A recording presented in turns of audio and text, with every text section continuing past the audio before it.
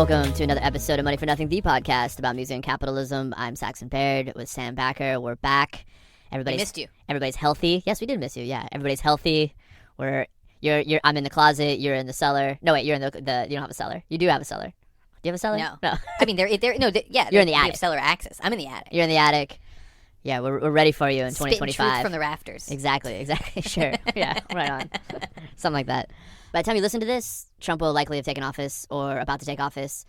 And, of course, there are many talking points. But for this podcast, we thought it might be a great time to talk about the future of AI and music under the forthcoming 4 years of Trump's presidency and what that could potentially mean for the music biz. I also just want to take this moment to offer Money for Nothing's explicit endorsement of the Trump presidency. We have sent $7.43 to the inauguration fund, and we hope that the largesse of our God Emperor falls down upon us, as it will upon so many of the tech companies who have, really just spent a week showing the power of their conviction.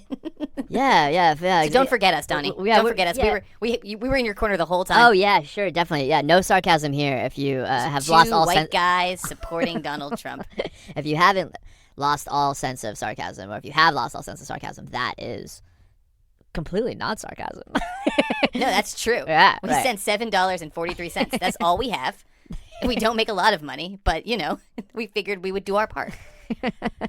So, on that note, while there are a lot of unknowns here about the Trump presidency and what will happen with AI and then how that will impact the music industry, we wanted to at least identify some things that we'll be watching and considering.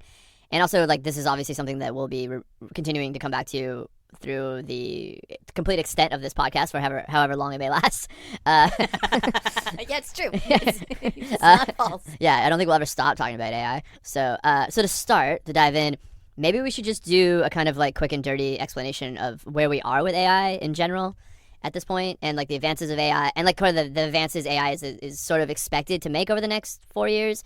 I'm thinking specifically, we're kind of sort of maybe, yes, entering a kind of new era of AI, and that's the likely kind of broad beginnings of AGI, artificial general intelligence, becoming more prevalent, possibly, maybe. So, and that's all going to be happening, at least the advancements and the attempts to reach that point are all going to be happening under Trump. Yeah. And so, yeah, maybe we could just do a quick rundown of kind of where we're at, and then we can dive into some of the talking points and get Money for Nothing heady. Yeah, no. I think that is what you just said. I think is really the basis of this episode, and I think also the basis of a lot of we've been talking back and forth. I think this is the first in kind of a series of episodes, kind of thinking more about AI as it continues to sweep all before it, both technologically, but also financially, and two things that cannot be unpinned. But I do think that it is this really intense truth, right? Look at how much AI has changed in the last 2 years.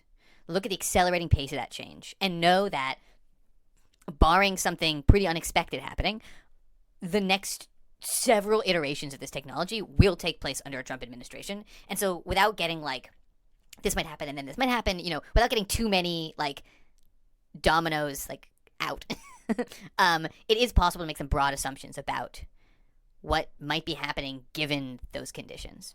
Right. So maybe a good question would be for people who are maybe not as hip to the continuing advancements of AI, and every time somebody says AI, their eyes roll in the back of their head. Maybe you can just do to start before you dive in. Maybe just what is AGI, artificial general intelligence, and how is that different than what we're seeing right now? Yeah. So what's crazy about all of this is that it's happened incredibly quickly. There was a really long time. They call it AI winter from mid 80s, I think. I might be wrong about the exact moment, when the AI winter starts, but for a long time they were this isn't how, this broad set of techniques isn't how to do it, and generally it's not happening. And then picking up in the 2000s and 2010s, there was more and more. You get neural nets, you get most famously things like Deep Blue, which start beating chess masters. You start getting kind of these big supercomputers that can do kind of fairly specialized tasks. And then remarkably recently, I think the paper is the key paper, All You Need Is Attention, is in 2017, when basically brilliant people invent a new and better way to train these things. And it's just much more efficient. And then just there's a takeoff. So you get GPT-1, you get BERT, you get all these kind of different models. And then since then, what you've had is just basically like more and more models.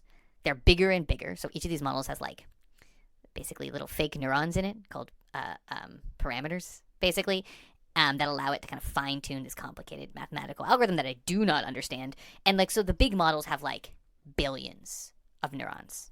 And this is also all happening at the same time that it's becoming cheaper to process this data. Yep, cheaper to process the data. This is also happening as you get these enormous data sets that the internet produced that allow you to have just the incredible amounts of training data. So like Google Books, it was like, oh man, we're just gonna like digitize books, and then there's like, oh, we also have a huge library to train of like text to train things on.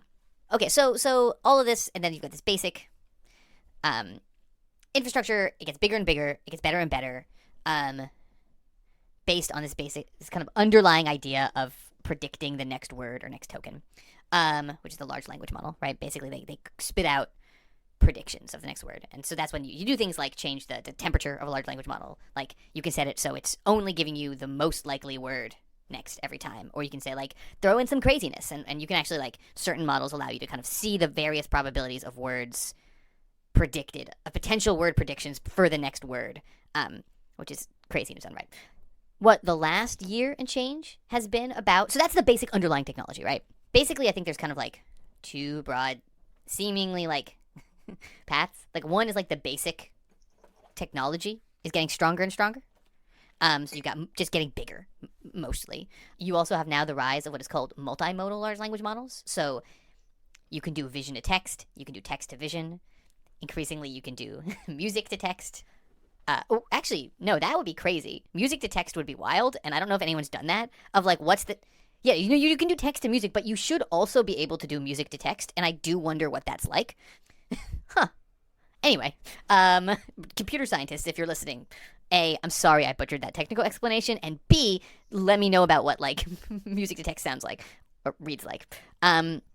Anyway, and then another layer on top of this is making these things increasingly useful by doing, right? So that's human in the loop stuff where like they spend a lot of time like after they trained the basic model kind of fine tuning it so it doesn't lie as much or it doesn't repeat terrible things it's read on Reddit, or you know, you can fine tune it so that the most recent GPT stuff seems like it's doing some kind of like reasoning on chain thing, which I don't really understand, but which allows it to kind of like basically working smarter, not harder, if that makes sense. And so, you know, or models that have access to updated databases so that, like, you can use them to get information, right? So that's the two kind of general things. One is that this stuff is just getting bigger and better, and the other is that we're finding ways to make it more and more useful. So that's kind of where we're at, and things are moving really, really, really fast. The new models are exponentially better, and there is this thought that some of the biggest companies, in particular OpenAI, which produces ChatGPT, the new O3 model or something, starts scoring really highly on a set of kind of complicated tests that people designed to try to kind of answer the Turing test question of like, when is this real intelligence? That's really like an interesting philosophical question and an interesting area of like legal, all kinds of legal and philosophical and economic consequences. But there is been this really interesting switch around this question or thought about AGI, which is artificial general intelligence, which basically is like, it's not a line, it's a vibe. By which I mean, I think that there was, and there still might be, like that moment where like the machine gets too smart and then it just starts taking off in intelligence, and then like we've invented a god. But there's this new discussion as these tools really start circulating, which is like, if you have an AI that can sort of do as good a job as like Joe down the hall, like, is that at certain things or a lot of things or most things, like, it doesn't need to like have a soul. It can just sort of like do an okay job at stuff. And is that artificial general intelligence? And the answer is like, economically, maybe. So all of that is happening under an incoming Trump administration, which is going to have profound impacts when it comes to things like fair use for AI data training, copyright regulation, sure is, and so on, development of chips. And as if you haven't noticed, you know, if you've been living in a you've been living in a bubble. Good for you. But Trump has been surrounding himself kind of more openly, I think, than like the first administration with Silicon Valley types. Oh, I mean, it's not just like a little bit more. It's been a fascinating full scale pivot. There's always been like dark Silicon Valley, like the Peter Thiels of the world, Yeah. who have their own complicated, often anti-democratic take. But there has been this funny like like Mark Zuckerberg deciding he wants to dress like a shitty uncle for some reason. And like you know what I mean? Like there's been this huge pivot by a number of leading tech folks who previously were trying to toe the Democratic Obama era line. And it was a fairly like late game pivot. It was like this didn't happen. Particularly Zuckerberg. Yeah, no, and Bezos. No, I mean like this didn't happen in September of 2023. This happened in like October of 2024. It was among the most transparent like moves by any corporate elite that I've ever seen. I mean, arguably minus the 2020 moves. Which we now realize like were worth exactly the amount of paper they were written on. Right. So I guess the way to approach this is that like however Trump and the various tech oligarchs that are surrounding him and his cabinet approach regulation and copyright and trade wars with China and manufacturing of chips, however they approach this will have an effect on the music industry and the music industry's relationship with like artificial intelligence. But it's unclear exactly like how much it could affect it. But we by addressing some of these, like I guess as we were saying earlier, some of these like things that we want to identify and that we'll be watching and considering closely, we can kind of give like a general framework of what you listener could be also paying attention to as Trump 2.0 takes off. Yeah, and I'm gonna give a little bit of a weird parallel here for this moment with AI, Wait. which is the Lincoln administration Okay. and railroads. If you didn't know you were listening to a PhD historian, you do now. Yeah. No, I mean, but that there's all of this crazy stuff, financial stuff that happens in the Lincoln administration that sets the path for how U.S. industrialization is going to play out.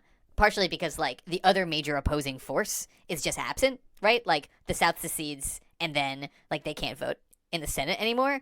So they've got these crazy supermajorities, and they pass the Homesteading Act, all of these acts that like kind of set the course for like how the U.S. is going to industrialize.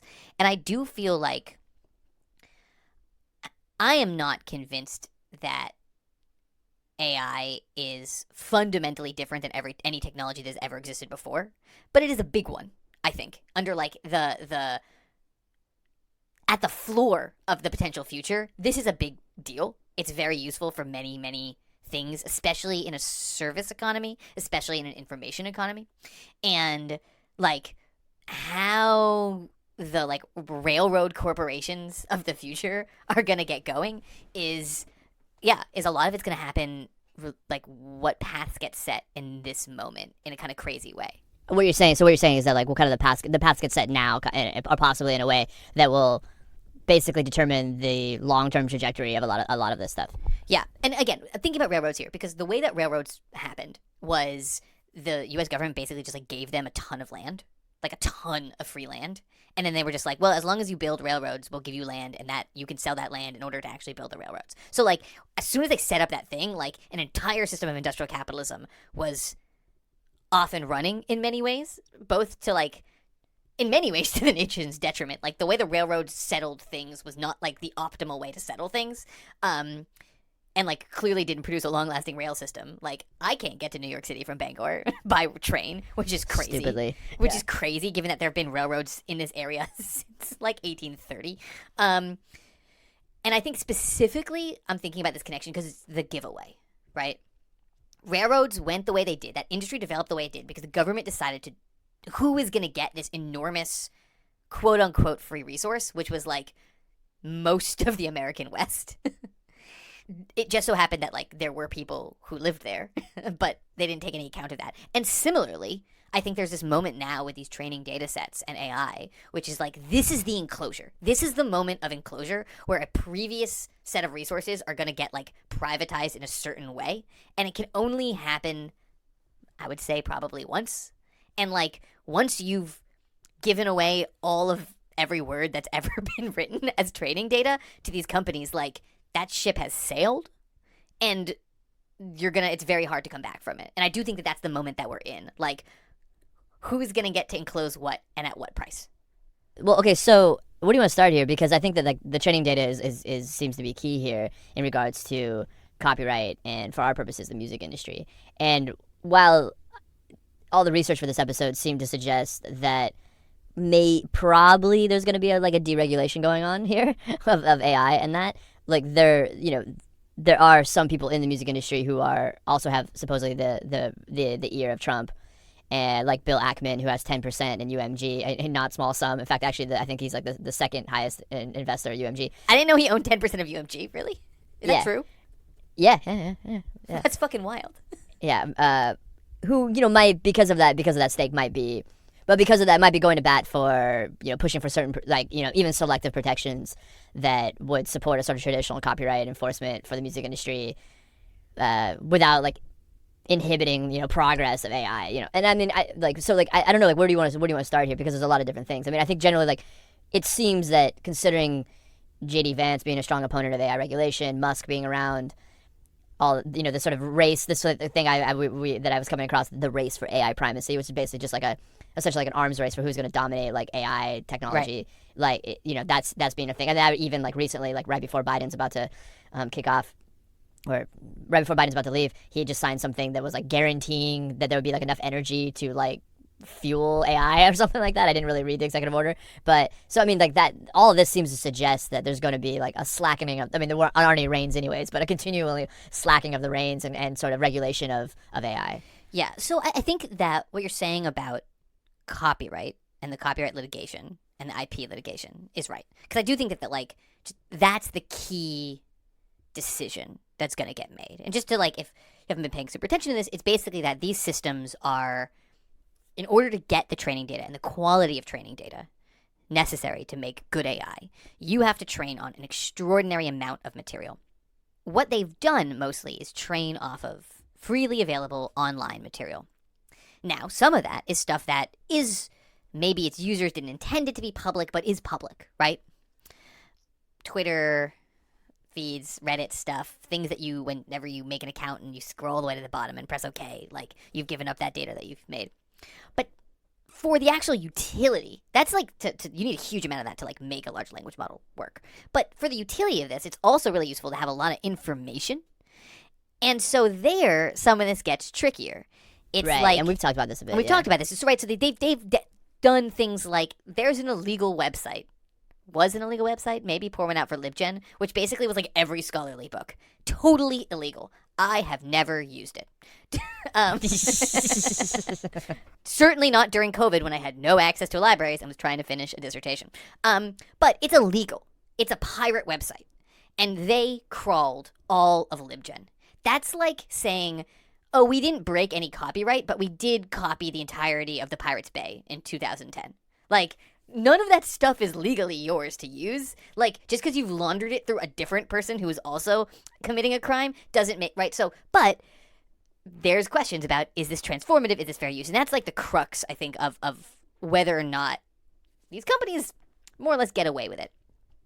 But I actually think that's going to be determined by a lot of other stuff. So I actually would love to start this conversation not with the lawsuits, which I think are going to, like, the core thing that we really don't know what's going to happen is going to change it, but like try to like build into that from like the broader outside, which includes like all these other political and economic dynamics that I think are going to be at play in the Trump administration. So like number one, so like no, that was impossibly vague.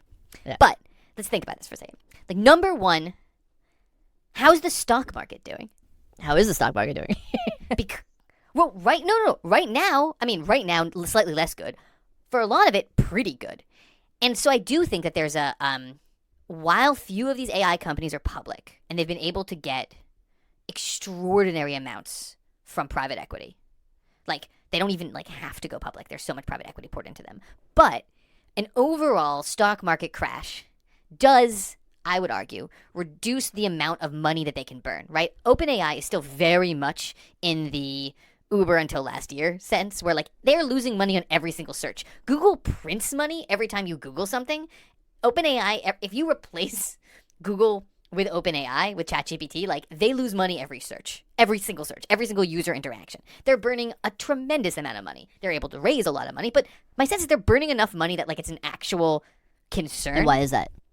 If the stock, well, because it's like if you're spending, I don't want to make up these monies, but if you're make up these numbers, but like if you're spending like $1 billion a year, that's real money for a private company. Like, you know, you can raise tens of billions of dollars. You can have like huge investments, but like my sense is OpenAI is spending enough money that like it's an actual concern. That concern is not a huge concern if the tech stocks, if the overall Yeah. financial industry is doing great, right? They're not on the stock market, so it doesn't have a direct impact, but like if SoftBank or if Microsoft or other people, major private equity backers who are related directly on to stock market are doing great, if they're flush, if they got money to burn because Tesla's still at like 50 times any amount of money you could ever actually make or more, you know, it's a loose monetary environment. And as we've learned from the last 15 years of tech, loose monetary environments allow companies to burn money and get a runway. And a huge question on AI is, how much of a runway do these companies need? Is this a 4-year thing and they'll be printing money? Or is this the Concorde, which, like, great idea. That tech worked. I read this thing. Concorde planes had no official end date. Like, those planes were repairable forever. What? That's crazy. They How were is like, that allowed? they were like, they will never, no, they were really well made. But the point is that there was no, it could never work. That, like, they never found a way to make that make sense financially. And so it's a huge question for AI is like, it's supposed to make a lot of money. It hasn't yet for anyone, besides like in people who are, you know, like getting money because they started an AI company. But like none of those companies are making money yet. And so the question is like, is it 5 years? Is it 10 years? Is it 30 years? Like, do you have to build a certain amount of infrastructure, right? Like those, and then and the rate of advancement and the rate of the integration of AI and how much power the AI companies have is going to be based on how much leeway they have. And how much leeway they have has to do with how the stock market is doing. And the question for you, Saxon, is do you think Donald Trump crashes the stock market? Go. Well, obviously, like the big question is like whether or not he decides to do like 60% tariffs on China and basically cut America's GDP in half by like 50% overnight or something like that. I mean, we don't know if that would actually happen, but like, I mean, the tariffs are a big question. It wouldn't cut, the tariffs are a big question. It wouldn't cut the GDP in 50, but it would be, it'd be wild. That's a question. So that could, if he does it and tries to stick through with it and it causes a recession, that would have an impact. But also, like, what I think actually kind of to counter and not answer your question, but actually kind of counter what you just said is that, but like, how actually integral and important to is AI to like the government and what they would consider like the broad military like security complex? Because if China's backing or whatever enemy we're choosing is backing like advancements of AI with with government money, then like the U.S. is going to participate in that regardless of how if like actual AI companies are making money or not. Totally. But I would also argue that for the music industry, which I think once we're talking this thing, the music industry is really interesting. It's one of the few bipartisan industries, really, right? Tennessee, baby, right? And California. It's got real bipartisan support because it's distributed across the country. One of the great things about American music is it happens all across America. And so I do think that Lockheed GPT, right? Like a vision where these companies are struggling and then it starts being like defense related in a different way, that has an impact on like, you need that senator from Tennessee to sign off on your stuff all of a sudden in a different way. And if he's really pissed or she's really pissed off about the music industry, right? I think that like I don't think there's a question is like, is the U.S. gonna let funding dry up for large language models and AI? But it's like, are these companies just like stomping down the street, kicking over shit, or do they need to make notes? Right, yeah, and like we've talked about this before, like obviously they're gonna hype that as much as possible in order to like get investments and like and all that. But like it is interesting like in this scenario where like let's say the stock market is not doing well and these companies aren't making money, and then it kind of becomes more of I guess what we're kind of like a federally funded internal military surveillance like is what's really driving the advancements of AI. Like that's it, and it does kind of give kind of I think what maybe the major labels are doing now, where it kind of allows them to sort of do what they want with AI, which is we're already beginning to see the like we are beginning to see like that take place. UMG is like partnering with various AI, blah blah blah. Yeah, like trying to take a hold of like that. We know AI is coming, so we're gonna go ahead and like use it for like our benefit, but we want to make sure that like all the like regulations are in place and that we have it like control. We got like the business deals and everything like that. Right, and I do think that one of the things I think about a lot in terms of new technologies comes from Carl Polanyi, who wrote The Great Transformation, classic piece of like history of capitalism. But a big thing he writes about, and I've talked about a bunch on the show, is he talks about the impact of industrialization on the weavers. And in England, like southwest England, please. Anyway, moving on. Email us correct about where the weavers were. No, but the sense that there was an incredible rate of change where all of a sudden, like, what had been a job for generations just vanishes overnight. And he says, like, when you have really high levels of rate of change like that, it can be socially and culturally disastrous feeling. But, like, achievable rates of change are, like, achievable rates of change. Like, you people can adjust to all kinds of stuff without it feeling like their entire world is being stripped away. But there's also a take from that in terms of businesses. The music industry is a pretty sturdy set of operators out there. And I think that in a world in which the rate of change, the size of these AI companies, how powerful they are, slows down a little bit because of, let's say, a massive stock market crash, they are going to be more able to adapt to the change. I think that like a big, like, it's your lunch gets taken when there's really fast rates of change, when you're not able to calibrate, when you're not able to pull in your allies, when you're not able to like get your own system going, when you're not able to let people adjust. And I do think that the way these AI companies are operating is they are hoping to just like grab it, take it, boom, done. Right. And that would, I think, probably, that trajectory, that velocity is probably not great for the music industry, like, as a whole. Yeah, because that's the question I'm gonna say. Is like, okay, let's say like the stock market's fucking, it's like money machine goes burr, everybody, everything's gravy. Like, then what's that? How's that impacting the music industry? I think probably it's like it's they're nowheres, like, Phil, compared to like the world's striding colossus of OpenAI. But if OpenAI is like struggling a little bit because the overall tech sector is struggling a little bit, I think that they have to make nice and make friends, like make deals a little bit more. So my mind is going all these places about like kind of like, oh, so like if things are going well and it's just like stomping through like industries, like does that just mean like what happens to the artist? The artist is so downstream on all of this. I know, so downstream on this. I know, it's like ridiculous. It's crazy when you're like rooting for the major labels because at least that they are music companies and not like a universal translating machine that can do anything. Right. God. I do want to go back though, because tariffs aside, the stock market's done really well for a long time. Since 2008, basically. There was a brief dip in 2020, but since the recovery, it's been a long up. And maybe that's just the way everything goes, but like it wouldn't be crazy if there was a actual stock market blip. Yeah, sure, but it wouldn't be crazy. It's been almost 20 years. If it happens, and minus the brief moment of the pandemic, if it doesn't happen in Trump's second term, it will have been 20 years, which is a long time. That's right. That's 2008 to 88, and there were like 3 in there.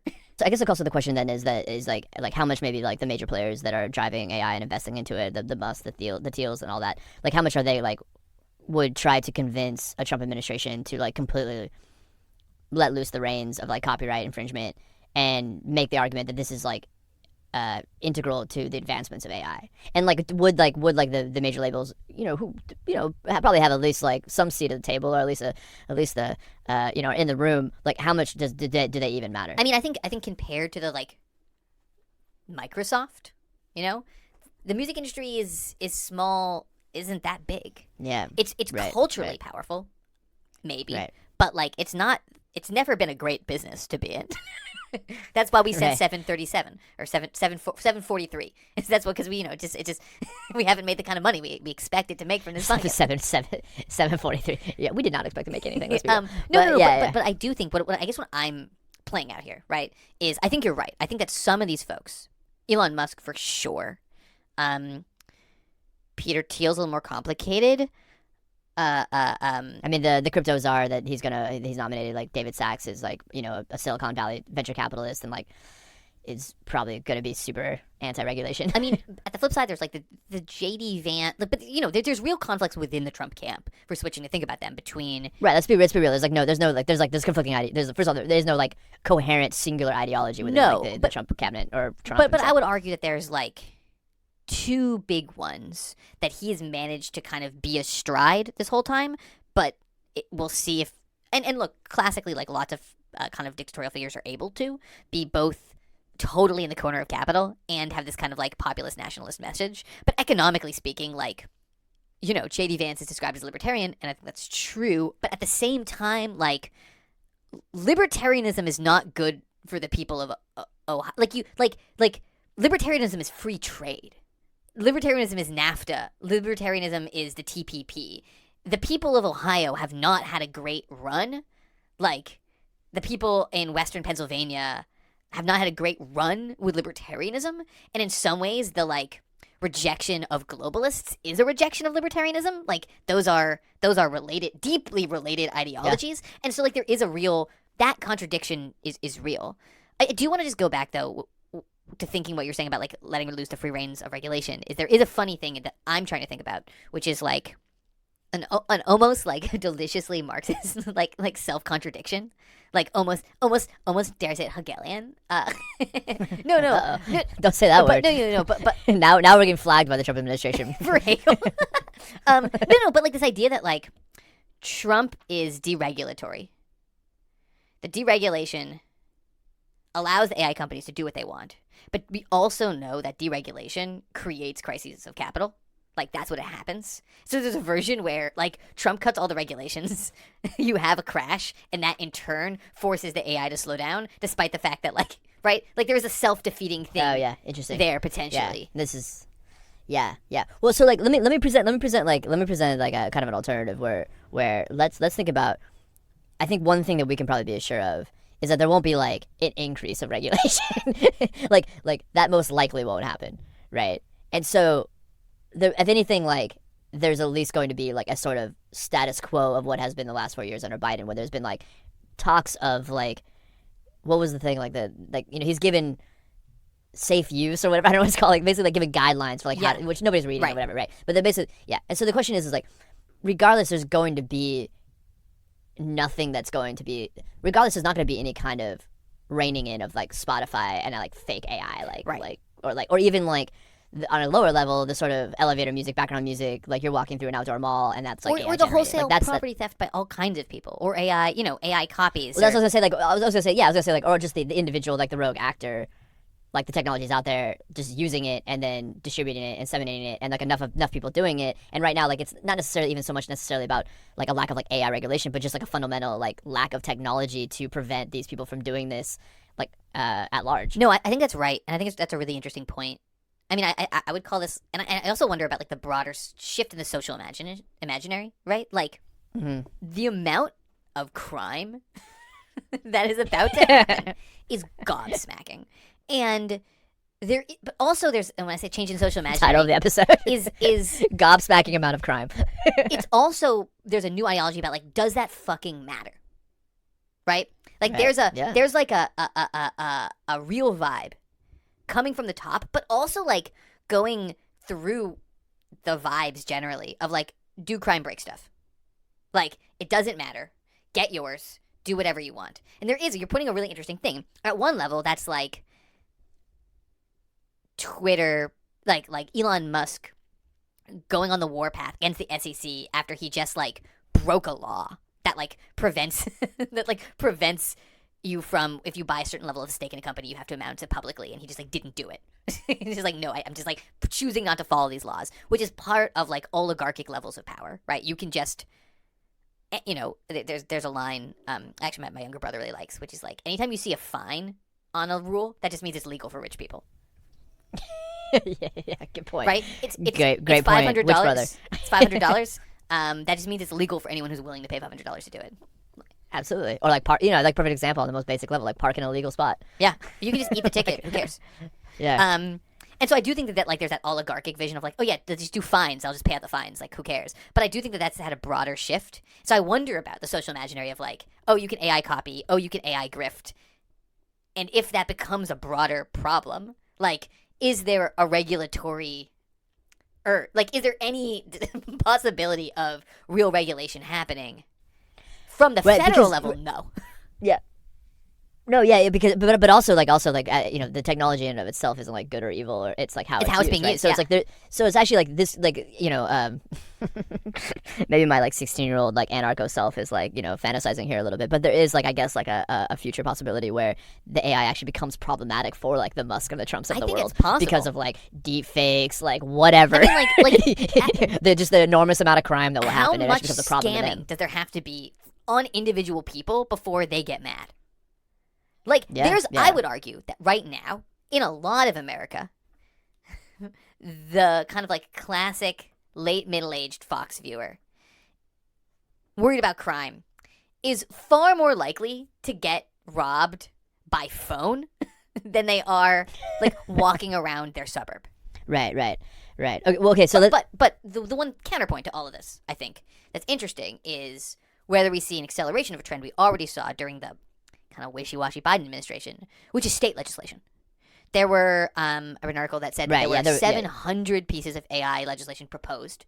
We've already seen a couple of big ones. The Elvis Act, which is like it's about not allowing you to obviously copy someone's vocals. California's done some stuff. You could have this like funny, defederalized, like almost like kind of like gay marriage type thing, where it was like you start seeing so much regulation happen on a state level that it like perhaps creates the eventual domino effect of becoming somewhere down the line, maybe post Trump presidency, becoming because that'd be a huge problem. Like, okay, if we have all the Silicon Valley is like located in California, and California starts like implementing all these like major regulations. I mean, there's obviously ways around those regulations, but then like that becomes a problem. Yeah.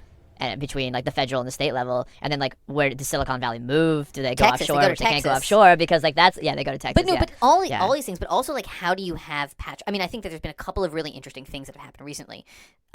One is like as the federal government's increasingly unable to pass new legislation, and as states start stepping into that power vacuum, and there's this scholar Gary Gersels who I've heard argue kind of just that like if you think about this in the broad pendulum between federal power and state power, that we're actually just seeing for the last like 10 or 20 years, if not longer, a switch back towards like and that we assume that it's always like federal into more state power. And he's like, why does that have to be a unilateral one-way thing?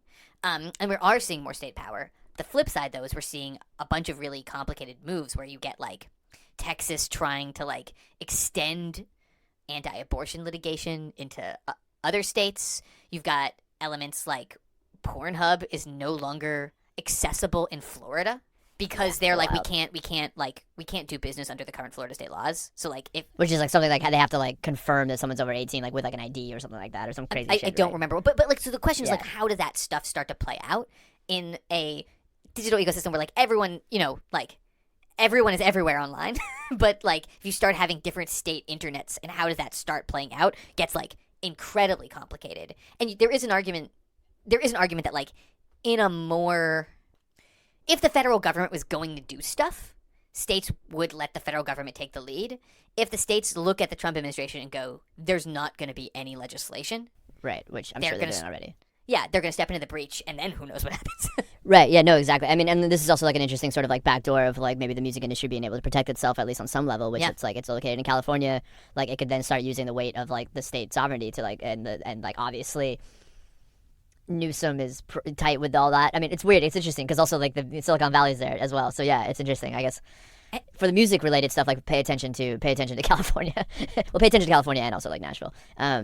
But maybe to try to like sort of like because it's been really freewheeling and like we actually probably spent like half the time actually just generally talking about AI, its relation to regulation in the government, etc. Like maybe we could just kind of finish this episode by just trying to like pinpoint some things about the music industry in the future and like the near future and like AI. And I think that like probably some things that are definitely going to continue to happen is illegal use of IP, rogue AI generated made artist, and if you are a musician who is making money creating commercial jingles for commercials or I would say which is a lot of people. Like on that level, or then this is definitely not good for you. That No. if you're doing soundtracks.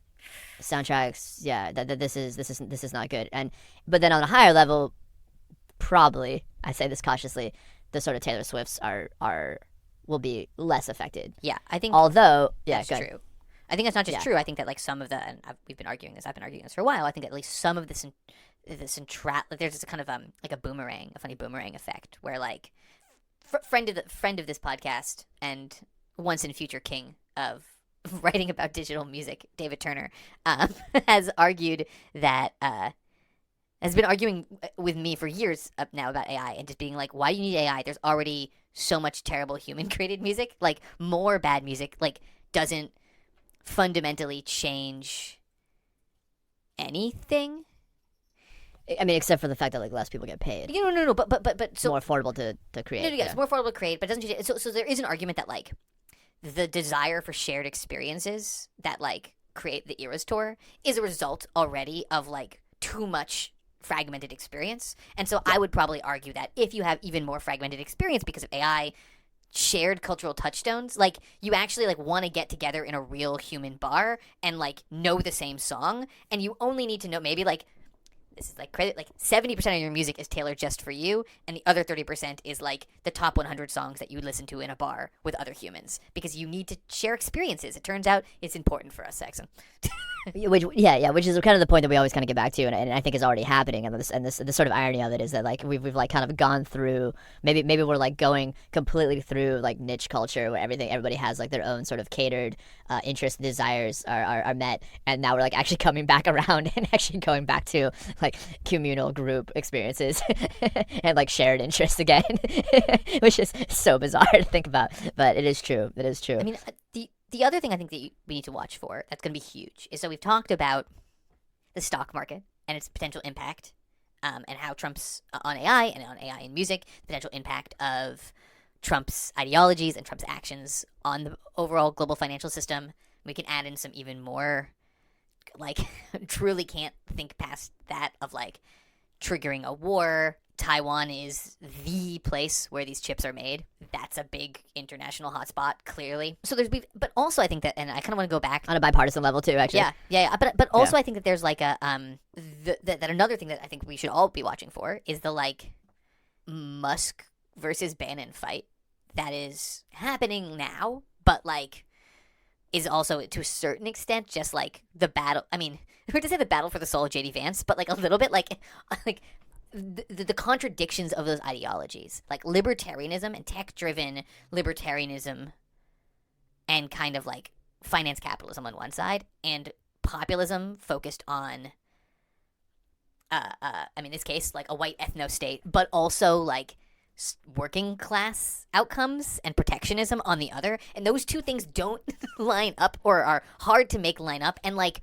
you can maybe make them line up in a political sense, right? Like you can get elected on a platform with contradictions, but I think that like where the rubber meets the road are things like these lawsuits and things like it's like what the like does Lena Khan stay, and like do you keep having antitrust, and lots of times, you know, in the classic like George W. Bush like oh, he's just an everyday guy, but also like is going to do massive tax cuts, like we know which side of the bread got the butter, but like if history is any inclination, like bet on the rich people getting what they want, because that's like normally what happens. And so probably like Team Musk, but also there's a lot of like rich people in that circle, and they also have competing like views and opinions and like visions and ideologies of the future. So I mean, fractures within like the elite power blocks of capitalism. And not to mention they're all out there. Not to mention, it seems like everybody's like memory is short term, but no one lasted through the entirety of the Trump administration. And I'm not saying that like we should bank on that, but if history does repeat itself, then like and 2.0 even somewhat reflects 1.0, none of these people are going to be around in a year. But maybe that's just my hope, and maybe I shouldn't or not. Maybe I should say hope, because who knows who they get replaced with. But you know that there's also that possibility as well. But I think all in all, I think our overall take right now is doesn't look good for most people working in the music industry. But maybe. Basically what you're saying, Sam, that you like if you work in the music industry, hope for the stock market to crash. I feel like that's basically the takeaway of That this. is what I've been saying. It's not.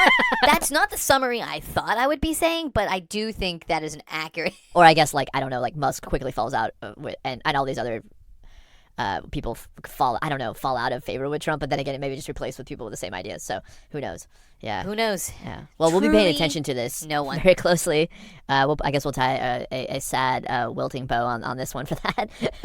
But we will continue to be focusing on AI this year. Please rate and review us, Music by Bird Language, and we'll catch you back. We promise in 2 weeks. Took a little break, got a little sick. We're back. Dude, And I would. we got nothing like getting COVID. It's really Yeah. just Yeah, like nothing like it. it's rough. Thanks for listening. Bye.